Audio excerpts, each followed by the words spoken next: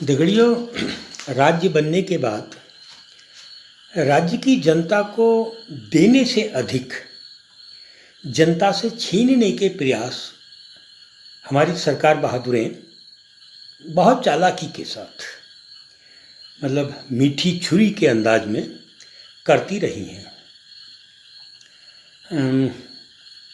उत्तराखंड राज्य का जो मकसद था, जो मीमांसा थी, जो आत्मा थी, वो उसी दिन मर गई थी जब पर्वतीय राज्य नहीं बना बल्कि राज्य बना।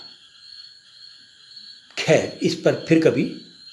लेकिन उत्तराखंड राज्य में जो सबसे महत्वपूर्ण एक वर्ग होता है, जिसको हम ठेकेदारों का वर्ग कहते हैं, वो लंबे समय से, या यूँ कहूँ कि राज्य बनने के बाद से ही आंदोलित है।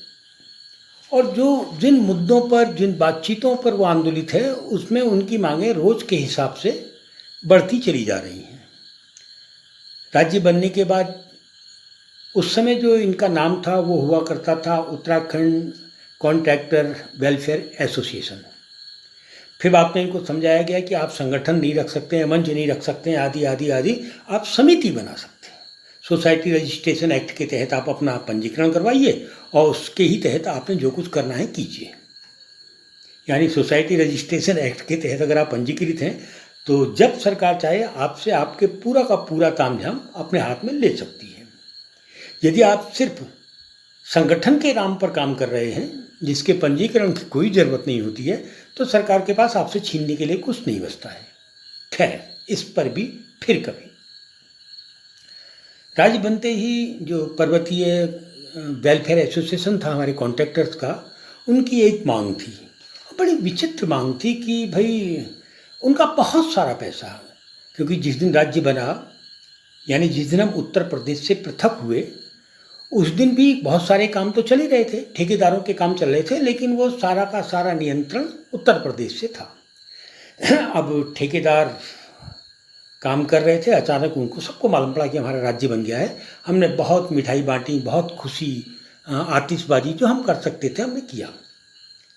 और उसके साथ ठेकेदारों ने फिर सरकार से कहा, नित्यानंद स्वामी जी की सरकार हुआ करती थी, उनसे कहा कि भाई जो हमारे पैसे हैं ठेके के, जो हमने काम किया है उत्तर प्रदेश में रहते हुए, हमको दिलवाए जाएं। फिर भगत सिंह कोश्यारी जी की सरकार आई, उनसे भी कहा गया कि साहब जो हमारे पैसे हैं फंसे हुए हैं उत्तर प्रदेश में, वो तो दिला दीजिए। अब राज्य बन गया है। अब बाबू लोग कहते हैं कि आपके पैसे उत्तर प्रदेश चले गए हैं, क्योंकि ठेकेदारों से कहने वाला बाबू ही हुआ। खैर, नारायण दत्त तिवारी जी की सरकार आई, बहुत काम आए, भ्रष्टाचार के, ठेकेदारी के बहुत सारे काम। लेकिन उत्तर प्रदेश में फंसा हुआ हमारे ठेकेदारों का पैसा, जो राज्य बनने के बाद पहली मांग के रूप में अंकुरित हुआ, वो पैसा एनडी तिवारी भी उनको उत्तर प्रदेश से वो पैसा नहीं दिला पाए, और अभी तक वो मांग जिंदा है। एनडी तिवारी के बाद रमेश निशंक, खंडूरी जी, हरीश रावत, बहुगुणा जी, दो रावत, उसके बाद त्रिवेंद्र रावत, तीरथ रावत, धामी जी, तमाम मुख्यमंत्री आए। लेकिन राज्य बनते समय जो हमारे ठेकेदारों का पैसा उत्तर प्रदेश में मार कर बैठा है, क्योंकि ईमानदारी से उसने दिया नहीं, तो उसमें कहा जा सकता है उत्तर प्रदेश की नीयत खराब थी, वो मार कर बैठा हुआ है। भले ही वो अपने को दाजू कहे, बड़ा भाई कहे, और ये तो हमारे पहाड़ के ही थे जो मुख्यमंत्री हाल उत्तर प्रदेश में हैं, लेकिन उनको भी इससे फर्क नहीं पड़ता कि तुम्हारे पहाड़ी भाइयों का पैसा मैं दबा कर बैठा हूँ, दे दो। खैर, ये एक मांग थी, और अभी भी है। राज्य बनने के 20-24 साल बाद अभी भी है। फिर मांगें बढ़ती चली गई। मैं एनडी तिवारी के समय पर जो हमारे ठेकेदारी का जो सबसे बड़ा तामझाम होता है, वो होता है लोक निर्माण विभाग में, और उसके अलावा केनाल विभाग में। यही दो महत्वपूर्ण विभाग हुआ करते थे। फिर लघु सिंचाई सामने आया, और लघु सिंचाई तो एक प्रकार का ये था कि केंद्र के एक बजट पर है, सीमित निश्चित दूरी का वो बजट था, ख़त्म होता था और ठेकेदारी ख़त्म हो जाती थी। बहुत से और भी विभाग आए, लेकिन पीडब्ल्यूडी, केनाल, विकास खंडों से जुड़े हुए, विकास भवनों से जुड़े हुए, जिला पंचायतों से जुड़े हुए जो ठेकेदार थे वो ठेकेदारों के रूप में विभिन्न नामों से संगठित थे, जो वर्तमान में ठेकेदार विकास समिति, उत्तराखंड ठेकेदार समिति के नाम पर पंजीकृत भी हैं और संगठित भी हैं। तो एन.डी. तिवारी के समय पर जब उनकी सरकार हुआ करती थी तो इंदिरा हृदय, स्वर्गीय इंदिरा हृदय के पास लोक निर्माण विभाग का काम था। मैं थोड़ा सा पीछे जाऊँ, राज्य बनने से पहले जो पहाड़ में सड़कें बनती थीं या नहरें बनती थीं तो वो छोटे छोटे जॉबों में विभक्त की जाती थी, इसलिए क्योंकि हमारे पास छोटे छोटे ठेकेदार हुआ करते थे और पहाड़ कम से कम बहुत बड़े बड़े ठेकेदार पहाड़ चढ़ना नहीं चाहते थे, इसलिए 1 किलोमीटर की अगर सड़क है तो उसको 4 जॉबों में बांट देना। कोई ठेकेदार 4 जॉब ले लेता था 1 किलोमीटर, कोई 10 जॉब ले लेता था, कोई एक आध जॉब, जो नए नए लड़के होते थे एक आध जॉब ले लेते थे और काम चलता था। और उस समय भारी भरकम मशीनें नहीं थी, सब्बल, गेठी, बेलचे और थोड़ा बहुत ब्लास्टिंग के जरिए सड़कें बनती थीं। इंदिरा हृदय जब आई तो उन्होंने एक काम जो सबसे पहले किया, वो जो ये एक एक जॉब 2-2 जॉब के जो ठेकेदार थे उनको ख़त्म कर दिया। अब वो आयातित ठेकेदार आए, कुछ हरियाणा से आए जो ब्लैक लिस्टेड भी थे, बाद में मालूम पड़ा, कुछ दिल्ली से आए, वो बड़े बड़े ठेकेदार कहलाने लगे। मतलब एक क्लास के हिसाब से माने तो एक क्लास से भी बड़ा कोई क्लास होता तो वो माने जाने लगे, जो एक साथ 50 किलोमीटर, 100-200 किलोमीटर की सड़कों का ठेका लेने में सक्षम थे। ठेकेदारों को सम्मान देते हुए पूरा का पूरा सौंपने की प्रवृत्ति सामने आई, उससे बहुत नुकसान भी हुआ। एक तो हमारा जो छोटा ठेकेदार था वो मारा गया। तो इस घटना के बाद जो एक मांग ठेकेदारों की जुड़ी, वही जुड़ी कि साहब छोटे ठेकेदार का संरक्षण कीजिए, उनको बचाइए, छोटे छोटे जॉबों में उनको ठेका दीजिए, लेकिन सुनने वाला कोई नहीं था। फिर ये हुआ कि 1-2 लाख के काम देने का काम जो विभागों के पास होता था, साहब आप उनसे काम चला लीजिए, लेकिन हम तो बड़े बड़े काम बड़े बड़े ठेकेदारों से करवाएंगे। एक प्रवृत्ति सामने आ गई तो पर्वतीय क्षेत्र के भी नौजवानों ने हिम्मत की और अपने आप को प्रथम श्रेणी का पंजीकरण करवाने की कवायदें चलाई और पंजीकृत हुए भी। उसके साथ जो मांगें उठी,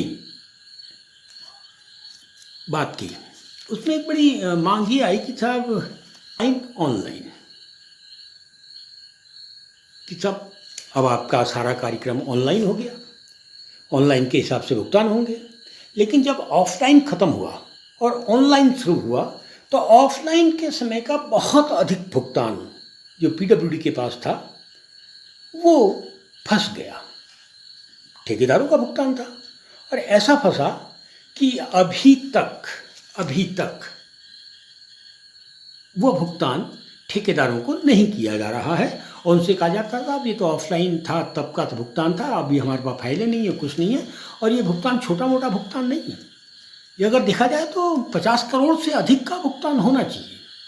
हो सकता है कि वो 100 करोड़ के आसपास का भुगतान हो। एक आंकड़े अभी तक पीडब्ल्यूडी ने ये आंकड़े सार्वजनिक नहीं किए, न केनाल विभाग ने ये आंकड़े साबित किए, न अन्य विभागों ने साबित किए कि ऑफलाइन से ऑनलाइन की व्यवस्था करने के दौरान कितना करोड़ का भुगतान ठेकेदारों का फंसा हुआ है। सब बच रहे हैं। और जो उनसे विभाग क्या कहता है, विभाग कहता है कि साहब ये खातों में था, दर्ज था, वो बंद हो गया है, इसलिए नहीं दिया जा सकता है। लेकिन ठेकेदारों की एक मांग बढ़ गई। ठीक जैसे उत्तर प्रदेश उत्तराखंड बना, उत्तरांचल बना, तो जो पैसा उत्तर प्रदेश में फंसा हुआ है वो एक मांग थी। अब ऑफलाइन ऑनलाइन जब हुआ तो ऑफलाइन दौर का जो पैसा फंसा हुआ है वो दूसरी मांग के रूप में इनका सामने आ गया। तीसरी मांग, पहले सामान्य था, इनकम टैक्स आदि उदी जो भी होता था कटता था। अब तीसरी मांग है जीएसटी की मांग कि साहब आपने कहा अब जीएसटी लागू होगा। जब जीएसटी शुरू में लागू हुआ तो ये लगता था, कभी ठेकेदार कहते थे कभी साहब तो बहुत कठिन है, जल्दी ख़त्म हो जाएगा, और लोगों को जानकारी भी नहीं थी। मतलब 1-2 साल तो जानकारी लगने में लगे और कई ठेकेदारों ने जीएसटी जमा नहीं की, नहीं कर पाए। अब वो कहते हैं कि हम जीएसटी जमा करने को तैयार हैं, अब उनकी समझ में आया है। लेकिन उनसे कहा जाता नहीं साहब अगर आपने उस समय जीएसटी जमा नहीं किया था तो आपको पेनल्टी भी पड़ेगी, आपको जुर्माना भी पड़ेगा, आपको अधिक भी देना पड़ेगा। तो ये एक मांगे कि साहब आप हमसे ले लीजिए, उतना ही लीजिए जितना उस समय था, क्योंकि आप भी हमको सही ढंग से समझा नहीं पाए। आपने रातों रात जीएसटी तो लागू किया, लेकिन रातों रात जीएसटी लागू करने से पहले जिस तरीके से जीएसटी भरने वालों को समझाने का एक नैतिक कर्तव्य आपका था, आप अपना नैतिक कर्तव्य नहीं कर पाए, लिहाजा हमसे वही पैसा लीजिए जो बनता है। सरकार बहादुर कहते हैं बिल्कुल नहीं, हम जो चाहेंगे वो लेंगे। आपने समय पर जीएसटी जमा नहीं किया, और मांग ठेकेदारों का जो संगठन है वो मांग करता है कि विनम्रता से निवेदन करता है कि साहब हमसे जो उस समय की लागत थी वो ले ली जाए। जीएसटी को लेकर से एक मांग ठेकेदारों की ओर है, बहुत अच्छी और महत्वपूर्ण मांग है। ठेकेदार कहते हैं कि 2016-17 से आप जीएसटी ले रहे हैं, ठीक हो गया कि 2016-17 के बाद जो अनुबंध हुए हैं, जो ठेके हुए हैं, उस पर आप हमसे जीएसटी लीजिए, सब कुछ कीजिए। लेकिन अगर कोई भुगतान, पूर्व के भुगतान, 2016-17 से पूर्व के भुगतान किन्हीं कारणों से रुके हुए हैं, वो विभागीय गलती की वजह से भी रुक सकते हैं, विभागीय दादागिरी की वजह से भी रुक सकते हैं, और ठेकेदारों की गलती की वजह से भी रुक सकते हैं, तो कहते हैं कि आप 2016 से पहले की जीएसटी के अनुबंधों पर भी हमसे जीएसटी ले रहे हैं। ये तो सरासर अन्याय है, और ये भी ठेकेदारों के संगठन की मांग है कि साहब 2016 से पूर्व के जो भुगतान है वो पूर्व के नियमों के तहत चलाइए, और 16-17 के बाद के भुगतान 17 के बाद के नियमों के हिसाब से चलाइए। ये इनकी एक मांग है। दगड़ियों, ठेकेदारी का काम दिखने में बहुत अच्छा दिखता है, हम सोचते हैं कि एक रात में लाखों करोड़ों कमा लेते होंगे, लेकिन जो भी है वो तो जब आप उस घर के अंदर घुसते हैं तब आपको मालूम होता है कि हमाम में स्थिति क्या है, स्थिति अंदर क्या है। खैर, यहाँ ठेकेदारों की एक महत्वपूर्ण मांग है, और बहुत ही महत्वपूर्ण मांग। वो कहते हैं कि अगर हम एक दिन भी, हर एक टेंडर का या ठेके का जो कार्य की एक समय अवधि होती है, वो बॉन्ड में अगर सबसे महत्वपूर्ण कुछ होता है वो समय अवधि ही होती है। यदि आप एक समय अवधि के भीतर काम करके नहीं देते हैं तो विभाग प्रतिदिन के हिसाब से आपको दंडित करता है, पनिश करता है, आपके ऊपर जुर्माना लगाता है। वो एक दिन का, फिर 1-2 दिन का हो जाता है, फिर हफ्ते का हो जाता है, महीने का। जितना विलंब से आपका काम पूरा हुआ होता है उतना वो आप पर जुर्माना लगाता है। ये एक व्यवस्था है, अनुबंध की व्यवस्था है। अब ठेकेदार कहते हैं ठीक है, आप अपने अनुबंध की व्यवस्था के लिए तो बिल्कुल बहुत ज़्यादा क्रूर हो जाते हैं, लेकिन अनुबंध की समय सीमा के भीतर जो ठेकेदार काम पूरा करके दे देते हैं, उनके कार्यों का भुगतान अगर 5 महीने के बाद हो रहा है, 6 महीने के बाद हो रहा है, 8 महीने के बाद हो रहा है, या टुकड़ों टुकड़ों में हो रहा है, काम तो समय अवधि में ठेकेदार ने पूरा कर दिया, लेकिन विभाग ने पैसा या तो टुकड़ों में दिया कि एक टुकड़ा आज दे दिया, एक 4 महीने बाद दिया, एक टुकड़ा 6 महीने के बाद दिया, या फिर पूरा ही भुगतान 6 या 7 महीने के बाद, 1 साल के बाद किया। तो ठेकेदार कहते हैं कि आप, हमसे विलंब होता है समय अवधि में काम ना कर पाने का, तो आप हम पर जुर्माना लगाते हैं। लेकिन जब हम समय अवधि में काम पूरा कर देते हैं, बॉन्डेड काम है, टेंडर का काम है, सरकार द्वारा स्वीकृत काम है, और सबसे बड़ी बात है कि ठेकेदार का सीधे सीधे अनुबंध जो होता है वो राज्यपाल से होता है, गवर्नर ऑफ स्टेट से होता है। उसके बाद समय अवधि में अगर हमने काम पूरा किया और सरकार का भुगतान 3 महीने के बाद या 6 महीने के बाद या 1 साल के बाद हो रहा है, तो सरकार को भी तो उसी प्रकार से प्रतिदिन के हिसाब से जुर्माना देना चाहिए, जैसे कि समय अवधि में काम पूरा ना होने की स्थिति में ठेकेदार से वसूला जाता है। ये एक नैतिक मांग है, और मेरे को लगता है कि संवैधानिक मांग है, संवैधानिक मांग है। तो ठेकेदारों की ये मांग भी एक महत्वपूर्ण मांग है। किसी भी ठेकेदार के लिए जो सबसे महत्वपूर्ण राशि होती है वो जमानत की राशि होती है। जमानत की राशि में ऐसा होता है कि 2% तो सरकार उसी समय ले लेती है जब आप टेंडर डालते हैं, वो एक अनुबंध पत्र के साथ ले लिया जाता है, स्वरूप अलग अलग होते हैं। और बाकी जब आप बॉन्ड करते हैं, या फिर अब बनाइए, एक नियम बनाया, एक तरीका बनाया कि जब आपको पहला भुगतान होगा तो उसमें से 8% आपसे जमानत की राशि काट ली जाएगी। जमानत की राशि 2-3 साल बाद भी वापस होती है, उसका कई तरीके हैं। अब जो ऑफलाइन के दौर में जमानत की राशि काटी गई, वो बहुत बड़ी राशि फंसी हुई है। जमानत की राशि आपने कहाँ से काटी? 2% तो आपको टेंडर डालते समय नगद दिया ठेकेदार ने, बाकी 8% आपने उसके भुगतान से काटकर, उसी के पैसे को काटकर अपने पास रखा था। और अब आप कह रहे हैं कि साहब ऑनलाइन हो गया है, हम भुगतान नहीं कर सकते हैं। ये तो सरासर अन्याय है। या यूँ कहें कि ये लूट है। सरकार द्वारा, सरकार की ओर से निर्माणकारी विभाग द्वारा ठेकेदार को लूटने का एक तरीका प्रतीत होता है। अगर ये लूट नहीं है तो बताइए कि ठेकेदार का पैसा समय पर उसको वापस आप क्यों नहीं कर रहे हैं। दगड़ियों, हमारा जो पहाड़ का ठेकेदार है वो मतलब वो टाटा बिरला डालमिया नहीं है, अंबानी अडानी नहीं है, जंघानिया नहीं है।